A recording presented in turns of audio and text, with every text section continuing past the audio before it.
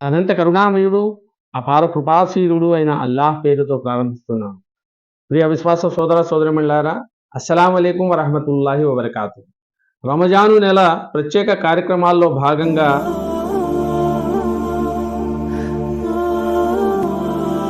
ఇస్లాం యొక్క 4వ మూల స్తంభం ఉపవాసం. నమాజు వలె ఉపవాసం కూడా అన్ని యుగాలలో ప్రవక్తలందరిపై విధిగా చేయటం జరిగింది. ఇంతకు ముందు ఏ సమాజాలు గతించిపోయాయో వారందరూ ఉపవాసాలను పాటించేవారు. అయితే ఉపవాసాల సంఖ్యలో, వాటిని పాటించే ఋతువులు, కాలాలలో తేడా ఉంది. ప్రతి మతము ఏదో ఒక స్థితిలో ఉపవాసాలు పాటించటాన్ని మనం ఈనాడు కూడా చూస్తున్నాము. అయితే అన్ని మతాల వారు ఉపవాసాలలో చాలా విషయాలను కల్పితం చేసి ఉపవాస వాస్తవ రూపాన్ని వికృతం చేశారు. ఉపవాసాన్ని అరబీ భాషలో సౌమ్ అంటారు. సౌమ్ అంటే ఏదైనా వస్తువుకు దూరంగా ఉండటం అని అర్థం. అన్నపానీయాలను తినకుండా, త్రాగకుండా, మాట్లాడకుండా ఉండే వ్యక్తిని సాయిం అంటారు. ఇస్లాం ధర్మశాస్త్ర పరిభాషలో సౌమ్ అంటే ఉషోదయం నుండి సూర్యాస్తమయం వరకు తినడం, త్రాగటం, ఇంకా మనోవాంఛలకు దూరంగా ఉండటాన్ని సౌమ్ అంటే ఉపవాసం అంటారు. ఫర్జ్ అంటే విధి అయిన ఉపవాసాల గురించి దివ్య ఖురాన్లో ఇలా తెలపడం జరిగింది. యా అయ్యుహల్లజీన ఆమను కుతిబ అలైకుముస్ సియామ్ కమా కుతిబ అలల్లజీన మిన్ ఖబ్లికుం లఅల్లకుం తత్తఖూన్. అంటే అర్థం, విశ్వసించిన ప్రజలారా, ఉపవాసం మీకు విధిగా నిర్ణయించబడింది, ఏ విధంగా మీకు పూర్వం ప్రవక్తలను అనుసరించే వారికి కూడా విధించబడిందో. దీనివల్ల మీలో భయభక్తులు జనించే అవకాశం ఉంది. బుఖారీ, ముస్లింలలోని ఒక హదీసులో ఇలా తెలపటం జరిగింది. ఇస్లాం యొక్క పునాది 5 అంశాలపై ఉంది. మొదటిది, అల్లా తప్ప మరో ఆరాధ్య దైవం లేడని, ముహమ్మద్ సల్లల్లాహు అలైహి వసల్లం అల్లా ప్రవక్త అని సాక్ష్యం ఇవ్వటం. రెండవది, నమాజును స్థాపించటం. మూడవది, జకాతు చెల్లించటం. నాలుగవది, హజ్ చెయ్యటం. ఐదవది, రమజాన్ ఉపవాసాలు పాటించటం. రమజాన్ ఉపవాసాలు ఫర్జ్ అంటే విధి అని ప్రతి ఒక్కరూ అంగీకరిస్తారు. ముస్లిములలో ఈ విషయాన్ని ఎవరూ కాదనలేరు. ఎవరైనా ఫర్జ్ ఉపవాసాలను నిరాకరించినట్లయితే అతను తిరస్కారి అంటే కాఫిర్ అవుతాడు.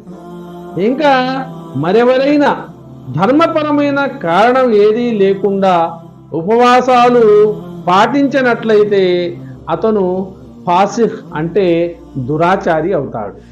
ఇస్లాం యొక్క ఇతర ఆదేశాల వలె ఉపవాసాలు కూడా సందర్భానుసారం ఫర్జ్ అంటే విధిగా చేయబడ్డాయి. ప్రవక్త సల్లల్లాహు అలైహి వసల్లం వారికి మొదట్లో 3 రోజులు ఉపవాసం పాటించమని ఆదేశించబడింది. కానీ ఆ ఉపవాసాలు ఫర్జ్ అంటే విధి కాదు. హిజ్రీ శకం 2వ సంవత్సరంలో రంజాన్ ఉపవాసాలు విధిగా పాటించాలని దివ్య ఖురాన్లో మొదటిసారిగా ఆదేశించటం జరిగింది.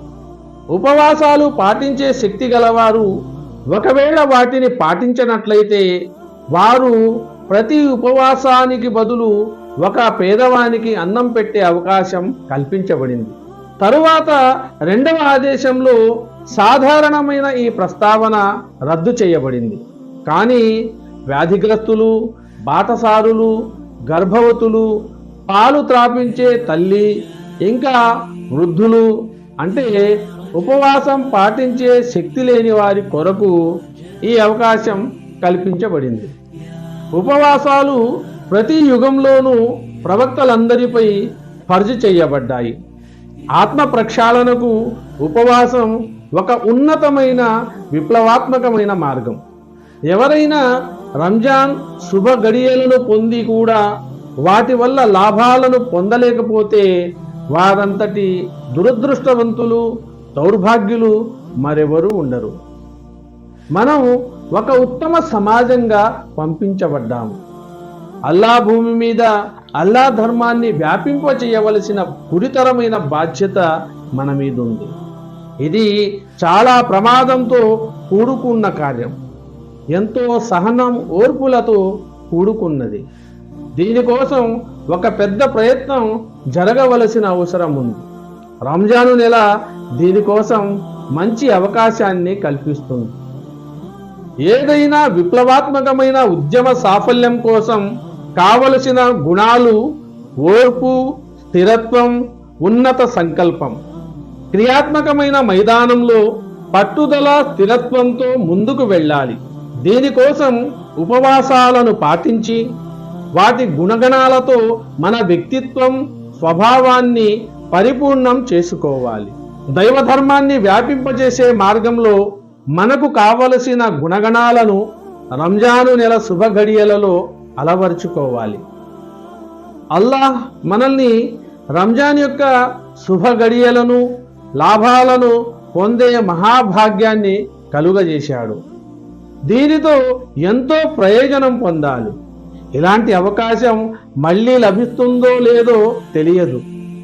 మనం ఎన్నుకున్న మార్గంలో ముందుకు వెళ్ళటానికి ఉపవాసాలతో సహకారం పొందాలి. వాస్తవ గమ్యానికి చేరుకోవటానికి రమజానుల్ ముబారక్ ఎంతగానో ఉపయోగపడుతుంది. ఉపవాసాలను కేవలం వైద్యపరమైన లాభం కోసం కానీ, ప్రకృతికి సంబంధమైన ప్రయోజనాల కోసం కానీ పాటించరాదు. అల్లాహ్ ఇష్టం కోసం, తమ విశ్వాసాన్ని పటిష్టపరచుకోవటం కోసం ఉపవాసాలను పాటించాలి. మహనీయ ముహమ్మద్ సల్లల్లాహు అలైహి వసల్లం వారు ఇలా సెలవిచ్చారు: ఏ వ్యక్తి ధర్మనిష్టతో, ఆత్మ పరిశీలనతో, పరలోక ప్రతిఫలాపేక్షతో రంజాన్ ఉపవాసాలు పాటిస్తాడో ఆ వ్యక్తి పూర్వం చేసిన పాపాలను అల్లా మన్నించి వేస్తాడు. అల్లా సంతోషాన్ని పొందాలన్న ఉద్దేశంతో ఉపవాసాలను పాటించాలి. ప్రదర్శనా బుద్ధి వంటి చెడుల నుండి బయటపడటానికి శాయశక్తులా ప్రయత్నం చేయాలి. విధి నిర్వహణలలో ఎలాంటి తప్పులు చేయరాదు. ఉపవాస విధులను సంపూర్ణంగా నెరవేర్చాలి. అలా చెయ్యకపోతే ఉపవాసాల వల్ల పొందాలనుకున్న బహుమానాలు, పుణ్యఫలాలను మనం పొందలేము. రంజాను మన అతిథి. దానికి ఆతిథ్యాన్ని దాని ఇష్టప్రకారమే ఇవ్వాలి. ఉపవాసాలతో వీలైనంత ఎక్కువ శిక్షణను పొందాలి. ఈ రంజాను నెలలో మన పాపాలను ప్రక్షాళన చేసుకొని పరిశుద్ధ జీవితాన్ని అలవరుచుకునే అవకాశాన్ని కల్పించాలని అల్లాహ్తో దువా చేస్తూ ముగిస్తున్నాను. వాఖిరుద్దానా వల్హమ్దులిల్లాహి రబ్బిల్ ఆలమీన్. అస్సలాము అలైకుం వరహ్మతుల్లాహి వబరకాతుహు.